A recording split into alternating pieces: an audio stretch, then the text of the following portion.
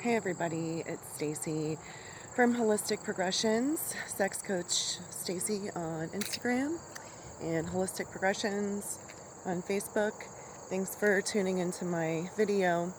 I'm coming to you from the Cherokee National Forest. Just wanted to take a minute to talk about embodiment. When I went on this retreat in my early 20s, or mid 20s, something, it was a Sacred Days retreat, and they talked about this process called the creative process.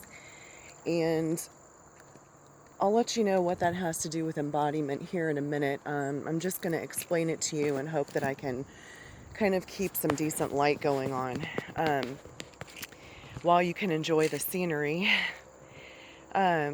So the creative process talks about how we have an idea about something or a concept, and we first start to intellectualize it and start to understand it with our minds.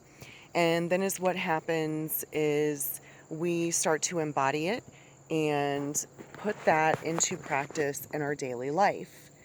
So once we understand something and start putting it into practice, then naturally there starts to be a result of us implementing that practice.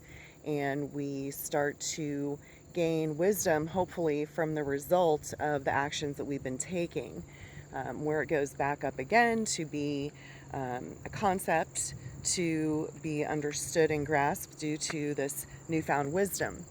So why I'm talking about that and the embodiment piece is because I feel like there's a lot of intellectualizing, right?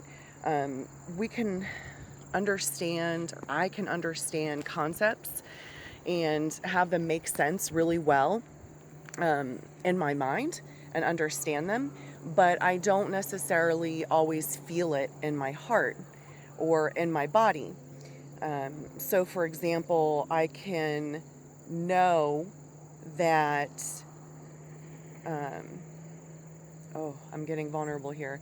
I can know and understand that you can have great sex and love and financial stability in a relationship. However, in the past, I have not often felt that way. So I was choosing relationships that were separate, where either I was able to be a sole financial provider, or I was keeping sex from my relationships, or I did not believe that I was able to have everything. So in my head, I understand that yes, you can have everything. However, I did not feel that in my heart, right? So therefore, my actions that were manifesting were not consistent with what I know to be true. Therefore, it was reinforcing my own false beliefs. So I had an experience in Costa Rica, and I'm not going to go into it all on this video. I'll probably put it into a blog post because it's been a major process. But something happens when you actually start to feel things in your body. There's an energetic shift that occurs, and it's much different than just intellectualizing something. So you can say, yes, I understand budgeting very well. However, am I budgeting in my life, right? I understand a concept, but do I feel it in my heart? I know that I deserve love and happiness and fulfillment, but am I treating myself with love? Am I doing things that are going to manifest fulfillment and happiness in my life? So that's where I think the disconnect is. It's from us living in our head so much that we're not feeling it in our heart.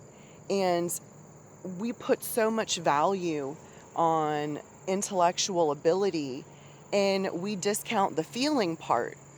And I think that it's a little bit backwards, because if we can know something all day long, but what are we actually doing, right? Like, are we implementing that in our lives? Do we actually feel it?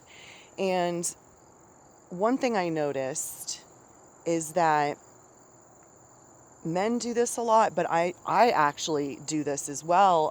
In the past, I have done this. Someone will ask me, how do you feel about this? And I'll immediately tell you what I think about something.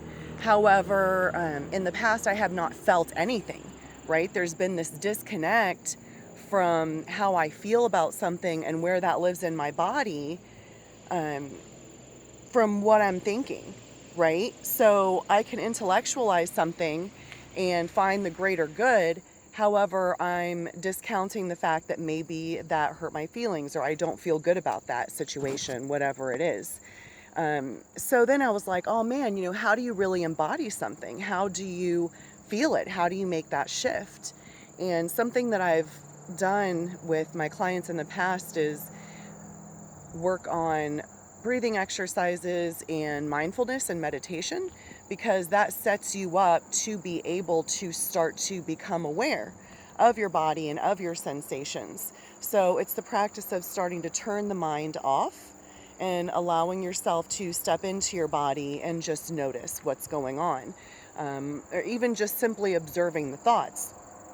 Then the other thing that someone told me to do recently was, notice what pictures come to mind. Notice what memories come to mind when you are asked, how do you feel about that? I would always go blank and hit a wall, right? So I call it the Great Wall of Stacy. Um, that wall was there to keep me safe and to protect my feelings.